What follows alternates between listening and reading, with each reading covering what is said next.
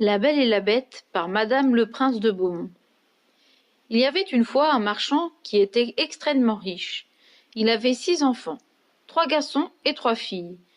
Et comme ce marchand était un homme d'esprit, il n'épargna rien pour l'éducation de ses enfants et leur donna toutes sortes de maîtres.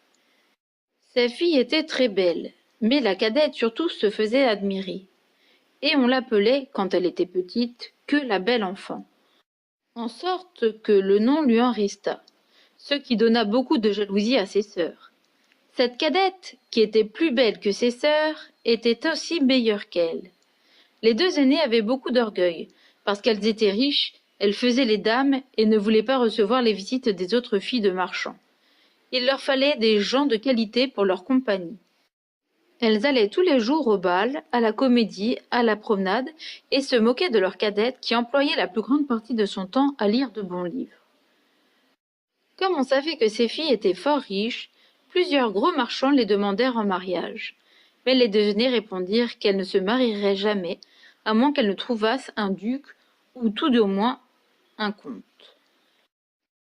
La Belle, car je vous ai dit que c'était le nom de la plus jeune, la Belle, dis-je, remercia bien honnêtement ceux qui voulaient l'épouser, mais elle leur dit qu'elle était trop jeune et qu'elle souhaitait de tenir compagnie à son père pendant quelques années. Tout d'un coup, le marchand perdit son bien, et ne lui resta qu'une petite maison de campagne bien loin de la ville. Il dit en pleurant à ses enfants qu'il fallait aller demeurer dans cette maison, et qu'en travaillant comme des paysans, ils y pourraient vivre. Ses 2 filles aînées répondirent qu'elles ne voulaient pas quitter la ville, et qu'elles avaient plusieurs amants qui seraient trop heureux de les épouser. Quoiqu'elles n'eussent plus de fortune, les bonnes demoiselles se trompaient. Leurs amants ne voulurent plus les regarder quand elles furent pauvres. Comme personne ne les aimait, à cause de leur fierté, on disait « Elles ne méritent pas qu'on les plaigne. » Comme bien aise de voir leur recueil abaissé. Qu'elles aillent faire les dames en gardant les moutons.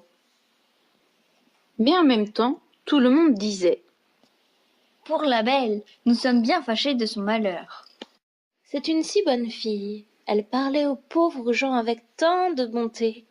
Elle était si douce, si honnête. Il y eut même plusieurs gentilshommes qui voulurent l'épouser, quoiqu'elle n'eût pas un seul. Mais elle leur dit qu'elle ne pouvait se résoudre à abandonner son pauvre père dans son malheur, et qu'elle le suivrait à la campagne pour le consoler et lui aider à travailler. La pauvre Belle avait été bien affligée d'abord de perdre sa fortune, mais elle s'était dit à elle-même « Quand je pleurerai bien fort, cela ne me rendra pas mon bien.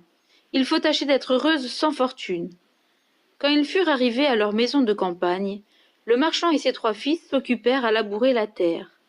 La Belle se levait à 4 heures du matin et se dépêchait de nettoyer la maison et d'apprêter à dîner pour la famille. Elle eut d'abord beaucoup de peine, car elle n'était pas accoutumée à travailler comme une servante. Mais au bout de 2 mois, elle devint plus forte, et la fatigue lui donna une santé parfaite. Quand elle avait fait son ouvrage, elle lisait, elle jouait du clavecin ou bien elle chantait en filant. Ses 2 sœurs, au contraire, s'ennuyaient à la mort. Elles se levaient à 10 heures du matin, se promenaient toute la journée et s'amusaient à regretter leurs beaux habits et les compagnies. « Voyez notre cadette, disait-elle entre elles. Elle a l'âme basse et est si stupide qu'elle est contente de sa malheureuse situation. »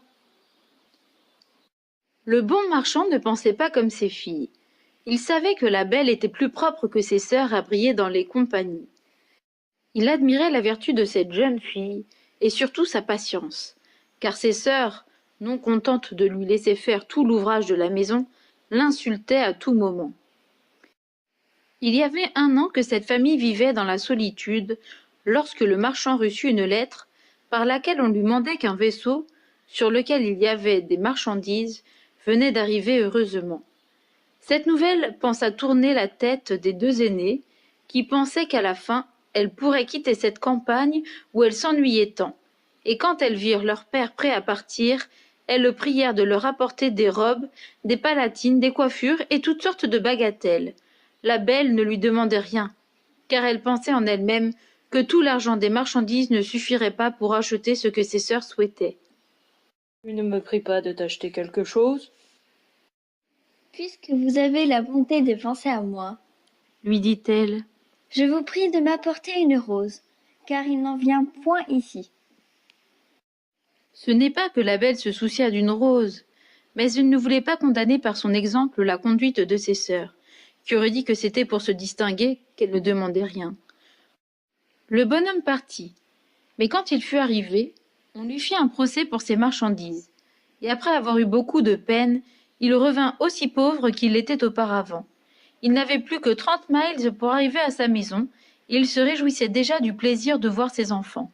Mais comme il fallait passer un grand bois avant de trouver sa maison, il se perdit. Il neigeait horriblement. Le vent était si grand qu'il le jeta 2 fois en bas de son cheval, et la nuit étant venue, il pensa qu'il mourrait de faim ou de froid, ou qu'il serait mangé des loups, qu'il entendait hurler autour de lui. Tout d'un coup, en regardant au bout d'une longue allée d'arbres, il vit une grande lumière, mais qui paraissait bien éloignée. Il marcha de ce côté-là, et vit que cette lumière sortait d'un grand palais, qui était tout illuminé. Le marchand remercia Dieu du secours qu'il lui envoyait, et se hâta d'arriver à ce château. Mais il fut bien surpris de ne trouver personne dans les cours. Son cheval, qui le suivait, voyant une grande écurie ouverte, entra dedans, et ayant trouvé du foin et de l'avoine, le pauvre animal qui mourait de faim se jeta dessus avec beaucoup d'avidité. Le marchand l'attacha dans l'écurie et marcha vers la maison où il ne trouva personne. Mais étant entré dans une grande salle, il y trouva un bon feu et une table chargée de viande où il n'y avait qu'un couvert. Comme la pluie et la neige l'avaient mouillé jusqu'aux os, il s'approcha du feu pour se sécher, et disait en lui-même: « Le maître de la maison ou ses domestiques me pardonneront la liberté que j'ai prise, et sans doute ils viendront bientôt. » Il attendit pendant un temps considérable, mais 11 heures ayant sonné, sans qu'il vît personne, il ne put résister à la faim, et prit un poulet, qu'il mangea en 2 bouchées, et en tremblant. Il but aussi quelques coups de vin, et devenu plus hardi, il sortit de la salle et traversa plusieurs grands appartements magnifiquement meublés. À la fin, il trouva une chambre où il y avait un bon lit, et comme il était minuit passé, et qu'il était las, il prit le parti de fermer la porte et de se coucher. Il était 10 heures du matin quand il se leva le lendemain, et il fut bien surpris de trouver un habit fort propre à la place du sien, qui était tout gâté. Assurément, dit-il en lui-même, ce palais appartient à quelque bonne fée qui a eu pitié de ma situation. Il regarda par la fenêtre et ne vit plus de neige, mais des berceaux de fleurs qui enchantaient la vue. Il entra dans la grande salle où il avait soupé la veille et vit une petite table où il y avait du chocolat. « Je vous remercie, madame la fée, dit-il tout haut, d'avoir eu la bonté de penser à mon déjeuner. » Le bonhomme, après avoir pris son chocolat, sortit pour aller chercher son cheval, et comme il passait sous un berceau de roses, il se souvint que la belle lui en avait demandé, et cueillit une branche où il y en avait plusieurs. En même temps, il entendit un grand bruit et vit venir à lui une bête si horrible qu'il fut tout près de s'évanouir. « Vous êtes bien ingrat !» lui dit la bête d'une voix terrible. « Je vous ai sauvé la vie en vous recevant dans mon château. Et pour ma peine, vous me volez mes roses, que j'aime mieux que toute chose au monde. Il faut mourir pour réparer cette faute. Je ne vous donne qu'un quart d'heure pour demander pardon à Dieu. » Le marchand se jeta à genoux et dit à la bête en joignant les mains. « Monseigneur, pardonnez-moi, je ne croyais pas vous offenser en cueillant une rose pour une de mes filles qui m'en avait demandé. »« Je ne m'appelle point Monseigneur, répondit le monstre, mais la bête. Je n'aime pas les compliments. Moi, je veux qu'on dise ce que l'on pense. Ainsi, ne croyez pas me toucher par vos flatteries. Mais vous m'avez dit que vous aviez des filles. Je veux bien vous pardonner, à condition qu'une de vos filles vienne volontairement pour mourir à votre place.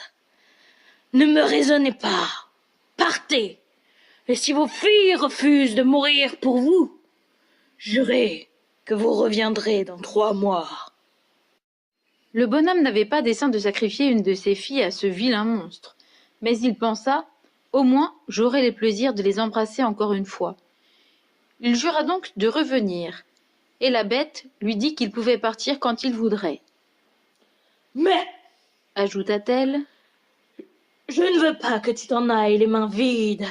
Retourne dans la chambre où tu as couché. Tu y trouveras un grand coffre vide.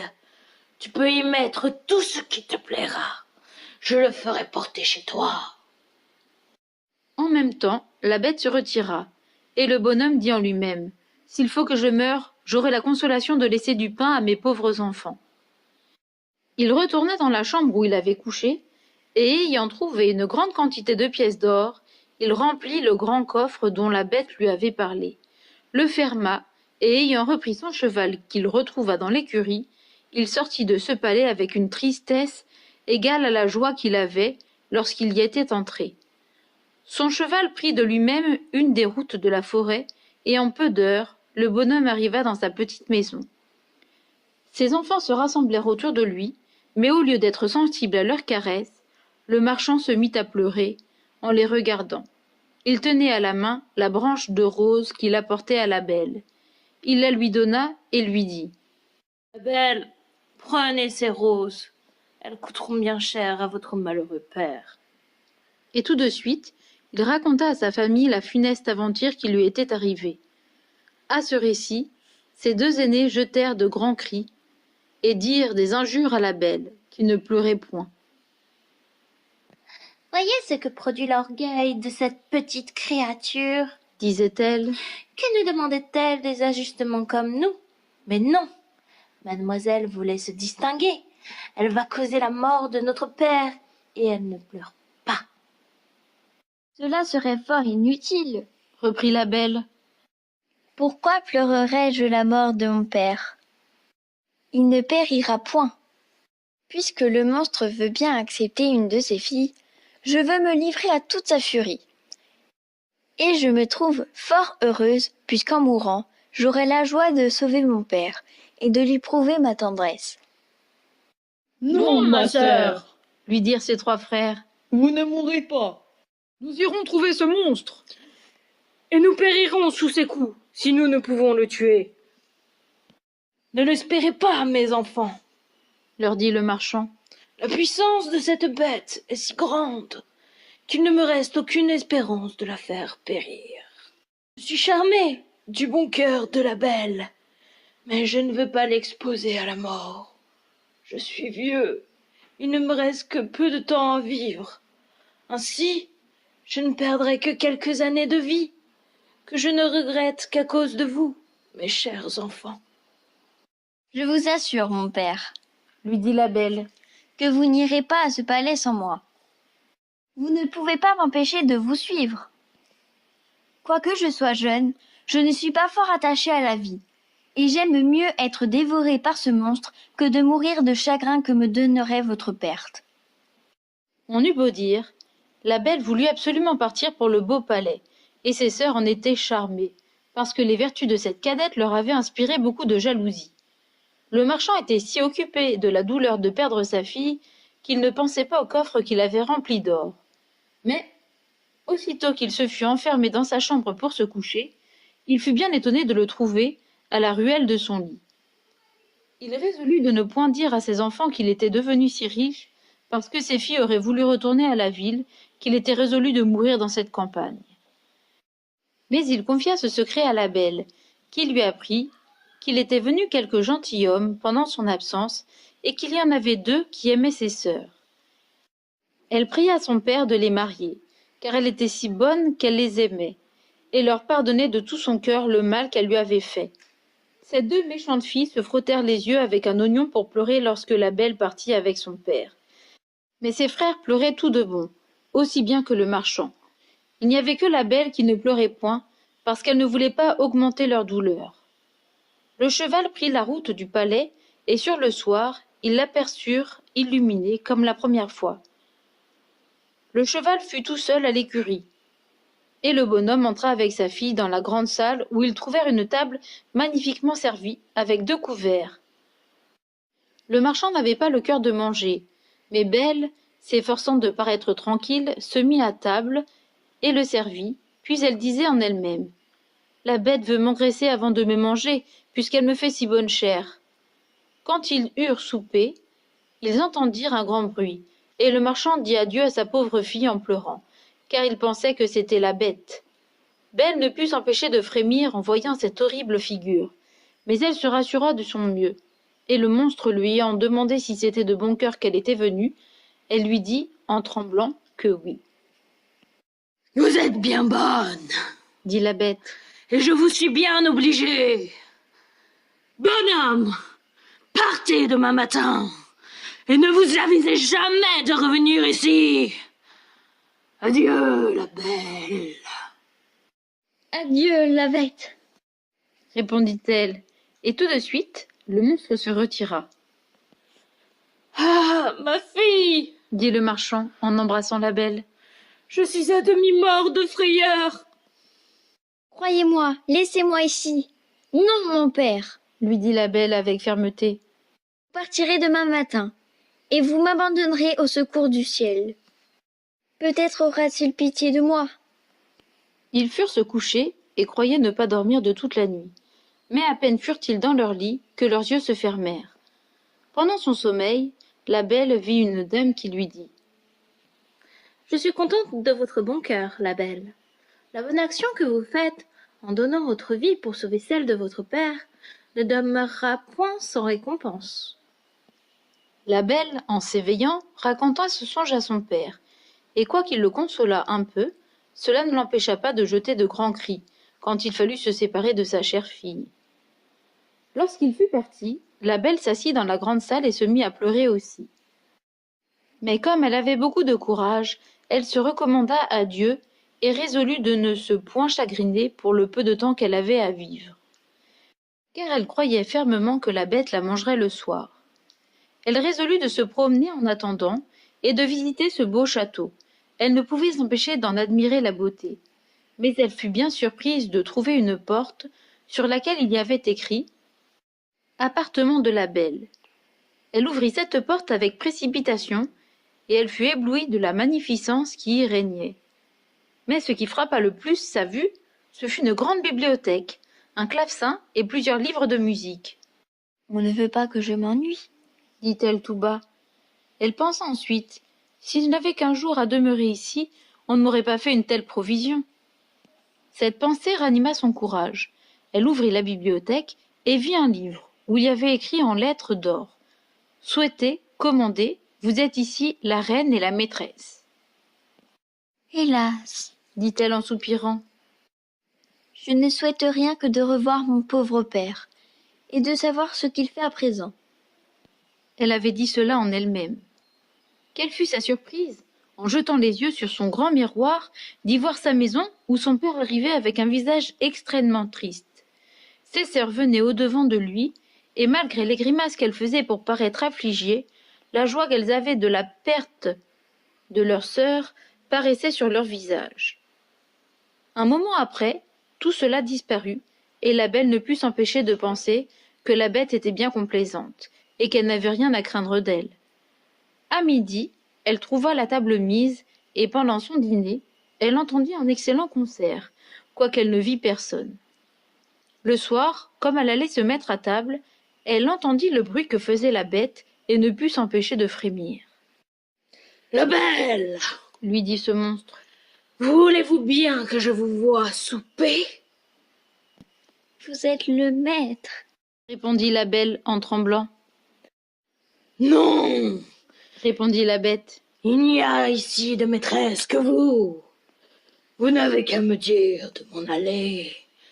Si je vous ennuie, je sortirai tout de suite. Dites-moi, n'est-ce pas que vous me trouvez bien laid? Cela est vrai, Dit la belle. car je ne sais pas mentir, mais je crois que vous êtes fort bon. Vous avez raison, Dit le monstre. mais outre que je suis laid, je n'ai point d'esprit. Je sais bien que je ne suis qu'une bête. On n'est pas bête. reprit la belle. Quand on croit n'avoir point d'esprit, un sot n'a jamais su cela. Mangez donc la belle, Lui dit le monstre. et tâchez de ne vous point ennuyer dans votre maison. Car tout ceci est à vous, et j'aurais du chagrin si vous n'étiez pas contente. Vous avez bien de la bonté. Dit la belle. Je vous avoue que je suis bien contente de votre cœur. Quand j'y pense, vous me paraissez plus si laid. Oh dame, oui, Répondit la bête. j'ai le cœur bon, mais je suis un monstre. Il y a bien des hommes qui sont plus monstres que vous. Dit la belle. Et je vous aime mieux avec votre figure que ceux qui, avec la figure d'homme, cachent un cœur faux, corrompu, ingrat. Si j'avais de l'esprit, Reprit la bête. je vous ferais un grand compliment pour vous remercier. Mais je suis un stupide. Et tout ce que je puis vous dire, c'est que je vous suis bien obligé. La belle soupa de bon appétit. Elle n'avait presque plus peur du monstre. Mais elle manqua à mourir de frayeur lorsqu'il lui dit. La belle, voulez-vous être ma femme? Elle fut quelque temps sans répondre. Elle avait peur d'exciter la colère du monstre. En le refusant, elle lui dit pourtant en tremblant. Non, la bête. Dans le moment, ce pauvre monstre voulut soupirer, et il fit un sifflement si épouvantable que tout le palais en retentit. Mais Belle fut bientôt rassurée, car la bête lui ayant dit tristement Adieu, la belle. sortit de la chambre en se retournant de temps en temps pour la regarder encore. Belle, se voyant seule, sentit une grande compassion pour cette pauvre bête. Hélas, Disait-elle, c'est bien dommage qu'elle soit si laide. Elle est si bonne. Belle passa 3 mois dans ce palais avec assez de tranquillité. Tous les soirs, la bête lui rendait visite, l'entretenait pendant le souper, avec assez de bon sens, mais jamais avec ce qu'on appelle esprit dans le monde. L'habitude de le voir l'avait accoutumée à sa laideur, et loin de craindre le moment de sa visite, elle regardait souvent à sa montre pour voir s'il était bientôt 9 heures, car la bête ne manquait jamais de venir à cette heure-là. Il n'y avait qu'une chose qui faisait de la peine à la belle, c'est que le monstre, avant de se coucher, lui demandait toujours si elle voulait être sa femme, et paraissait pénétré de douleur lorsqu'elle lui disait que non. Elle lui dit un jour. Vous me chagrinez, la bête. Je voudrais pouvoir vous épouser, mais je suis trop sincère pour vous faire croire que cela arrivera jamais. Je serai toujours votre amie. Tâchez de vous contenter de cela.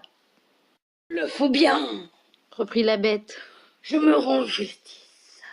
Je sais que je suis bien horrible, mais je vous aime beaucoup. Cependant, je suis trop heureux de ce que vous voulez bien rester ici. Promettez-moi que vous ne me quitterez jamais. La belle rougit à ces paroles.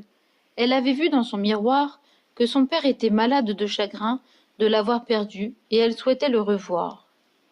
Je pourrais bien vous promettre Dit-elle à la bête. de ne vous jamais quitter tout à fait.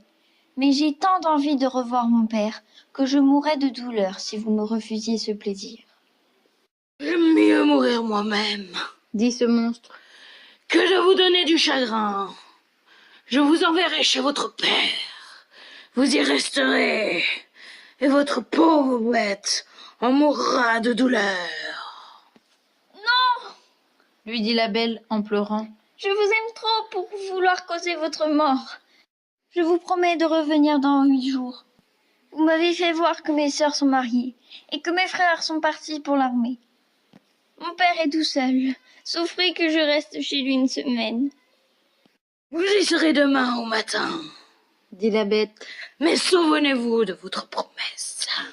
Vous n'aurez qu'à mettre votre bague sur une table en vous couchant quand vous voudrez revenir. Adieu, la belle. La bête soupira selon sa coutume en disant ces mots, et la belle se coucha toute triste de la voir affligée. Quand elle se réveilla le matin, Elle se trouva dans la maison de son père, et ayant sonné une clochette qui était à côté de son lit, elle vit venir la servante, qui fit un grand cri en la voyant. Le bonhomme accourut à ce cri, et manqua mourir de joie en revoyant sa chère fille. Et ils se tinrent embrassés plus d'un quart d'heure. La belle, après les premiers transports, pensa qu'elle n'avait point d'habit pour se lever. Mais la servante lui dit qu'elle venait de trouver dans la chambre voisine un grand coffre plein de robes toutes d'or garnies de diamants. Elle remercia la bonne bête de ses attentions. Elle prit la moins riche de ses robes et dit à la servante de serrer les autres, dont elle voulait faire présent à ses sœurs, mais à peine eut-elle prononcé ces paroles que le coffre disparut. Son père lui dit que la bête voulait qu'elle gardât tout cela pour elle, et aussitôt les robes et le coffre revinrent à la même place. La belle s'habilla, et pendant ce temps, on fut avertir ses sœurs, qui accoururent avec leurs maris. Elles étaient toutes deux fort malheureuses. L'aînée avait épousé un gentilhomme, beau comme l'amour, mais il était si amoureux de sa propre figure qu'il n'était occupé que de cela depuis le matin jusqu'au soir, et méprisait la beauté de sa femme. La seconde avait épousé un homme qui avait beaucoup d'esprit, mais il ne s'en servait que pour faire enrager tout le monde, et sa femme toute la première. Les sœurs de la belle manquèrent mourir de douleur quand elles la virent habillée comme une princesse, et plus belle que le jour. Elle eut beau les caresser, rien ne put étouffer leur jalousie, qui augmenta beaucoup quand elle leur eut conté combien elle était heureuse. Ces deux jalouses descendirent dans le jardin pour y pleurer tout à leur aise, et elles se disaient « Pourquoi cette petite créature est-elle plus heureuse que nous? Ne sommes-nous pas plus aimables qu'elle ?» Ma sœur, dit l'aînée. il me vient une pensée. Tâchons de l'arrêter ici plus de 8 jours. Sa sotte bête se mettra en colère de ce qu'elle lui aura manqué de parole, et peut-être qu'elle la dévorera. Vous avez raison, ma sœur, Répondit l'autre. pour cela, il faut faire de grandes caresses. Et ayant pris cette résolution, elles remontèrent et firent tant d'amitié à leur sœur que la belle en pleura de joie. Quand les 8 jours furent passés, les deux sœurs s'arrachèrent les cheveux et firent tant les affliger de son départ qu'elle promit de rester encore 8 jours. Cependant, Belle se reprochait le chagrin qu'elle allait donner à sa pauvre bête, qu'elle aimait de tout son cœur, et elle s'ennuyait de ne la plus voir. La 10e nuit qu'elle passa chez son père, elle rêva qu'elle était dans le jardin du palais et qu'elle voyait la bête, couchée sur l'herbe et prête à mourir, qui lui reprochait son ingratitude. La belle se réveilla en sursaut et versa des larmes. « Ne suis-je pas bien méchante, Disait-elle, de donner du chagrin à une bête qui a pour moi tant de complaisance? Est-ce sa faute si elle est si laide, et si elle a peu d'esprit? Elle est bonne, cela vaut mieux que tout le reste. Pourquoi n'ai-je pas voulu l'épouser? Je serais plus heureuse avec elle que mes sœurs avec leur mari. Ce n'est ni la beauté ni l'esprit d'un mari qui rend une femme contente. C'est la bonté du caractère, la vertu, la complaisance. Et la bête a toutes ces bonnes qualités. Je n'ai point d'amour pour elle. J'ai de l'estime, de l'amitié et de la reconnaissance. Allons, il ne faut pas la rendre malheureuse. Je me reprocherai toute ma vie mon ingratitude. » À ces mots, Belle se lève, met sa bague sur la table et revient se coucher. À peine fut-elle dans son lit qu'elle s'endormit, et quand elle se réveilla le matin, elle vit avec joie qu'elle était dans le palais de la bête. Elle s'habilla magnifiquement pour lui plaire, et s'ennuya à mourir toute la journée en attendant 9 heures du soir. Mais l'horloge eut beau sonner, la bête ne parut point. La belle, alors, craignit d'avoir causé sa mort. Elle courut tout le palais en jetant de grands cris. Elle était au désespoir. Après avoir cherché partout, elle se souvint de son rêve et courut dans le jardin vers le canal, où elle l'avait vue en dormant. Elle trouva la pauvre bête étendue sans connaissance et elle crut qu'elle était morte. Elle se jeta sur son corps sans avoir horreur de sa figure, et sentant que son cœur battait encore, elle prit de l'eau dans le canal et lui en jeta sur la tête. La bête ouvrit les yeux et dit à la belle: Vous avez oublié votre promesse. Le chagrin de vous avoir perdu me fait résoudre à me laisser mourir de faim. Mais je meurs content, puisque j'ai le plaisir de vous revoir encore une fois. Non, ma chère bête, vous ne mourrez point. lui dit la belle. Vous vivrez pour devenir mon époux. Dès ce moment, je vous donne ma main, et je jure que je ne serai qu'à vous. Hélas, je croyais n'avoir que de l'amitié pour vous. Mais la douleur que je sens me fait voir que je ne pourrais vivre sans vous voir. À peine la belle eut-elle prononcé ces paroles, qu'elle vit le château brillant de lumière, les feux d'artifice, la musique, tout lui annonçait une fête, mais toutes ces beautés n'arrêtèrent point sa vue. Elle se retourna vers sa chère bête dont le danger la faisait frémir. Quelle fut sa surprise! La bête avait disparu, et elle ne vit plus à ses pieds qu'un prince plus beau que l'amour qui la remerciait d'avoir fini son enchantement. Quoique ce prince méritât toute son attention, elle ne put s'empêcher de lui demander où était la bête. « Vous la voyez à vos pieds. » lui dit le prince. Une méchante fée m'avait condamné à rester sous cette figure, jusqu'à ce qu'une belle fille consentît à m'épouser. Et elle m'avait défendu de faire paraître mon esprit. Ainsi, il n'y avait que vous dans le monde, assez bonne pour vous laisser toucher à la bonté de mon caractère. Et en vous offrant ma couronne, je ne puis m'acquitter des obligations que je vous ai. La belle, agréablement surprise, donna la main à ce beau prince pour se relever. Ils allèrent ensemble au château, et la belle manqua mourir de joie en trouvant dans la grande salle son père et toute sa famille que la belle dame qui lui était apparue en songe avait transportée au château. Lui dit cette femme qui était une grande fée. Venez recevoir la récompense de votre bon choix. Vous avez préféré la vertu à la beauté et à l'esprit. Vous méritez de trouver toutes ces qualités réunies en une même personne. Vous allez devenir une grande reine. J'espère que le trône ne détruira pas vos vertus. Pour vous, mesdemoiselles, Dit la fée aux deux sœurs de Belle. je connais votre cœur et toute la malice qu'il enferme. Devenez deux statues, mais conservez toute votre raison sous la pierre qui vous enveloppera. Vous demeurerez à la porte du palais de votre sœur, et je ne vous impose point d'autre peine que d'être témoin de son bonheur. Vous ne pourrez revenir dans votre premier état qu'au moment où vous reconnaîtrez vos fautes. Mais j'ai bien peur que vous ne restiez toujours statue. On se corrige de l'orgueil, de la colère, de la gourmandise et de la paresse. Mais c'est une espèce de miracle que la conversion d'un cœur méchant et envieux. Dans le moment, la fée donna un coup de baguette qui transporta tout ce qui était dans cette salle dans le royaume du prince. Ses sujets le virent avec joie, et il épousa la belle, qui vécut avec lui fort longtemps, et dans un bonheur parfait, parce qu'il était fondé sur la vertu.